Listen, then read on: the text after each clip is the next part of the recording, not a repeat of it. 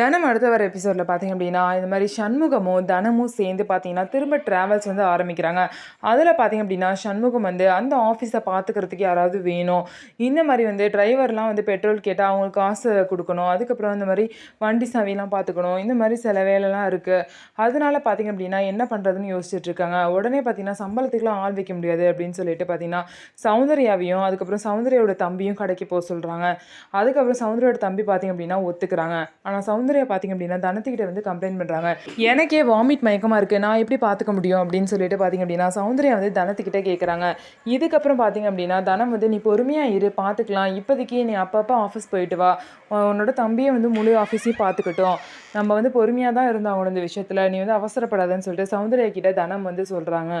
சௌந்தர்யா பார்த்தீங்க அப்படின்னா இந்த மாதிரி ஒரு விஷயம் பண்ணனால நம்ம செத்துடலாம் அப்படின்னு நினச்சி தூக்கு போட போகிறாங்க. ஸோ இதுக்கப்புறம் என்ன நடக்க போகுது, சௌந்தர்யாவை எப்படி காப்பாற்ற போகிறாங்க, இந்த பிரச்சனையிலேருந்து சௌந்தர்யாவை எப்படி மீட்டு கொண்டு வர போகிறாங்க அப்படின்னு சொல்லிட்டு நம்ம வெயிட் பண்ணி பார்க்கலாம். நம்ம வீடியோ உங்களுக்கு பிடிச்சிருந்தா நம்ம வீடியோவை லைக் பண்ணிக்கோங்க, மறக்காமல் நம்மளோட சேனலை சப்ஸ்கிரைப் பண்ணிவிட்டு பாருங்கள்.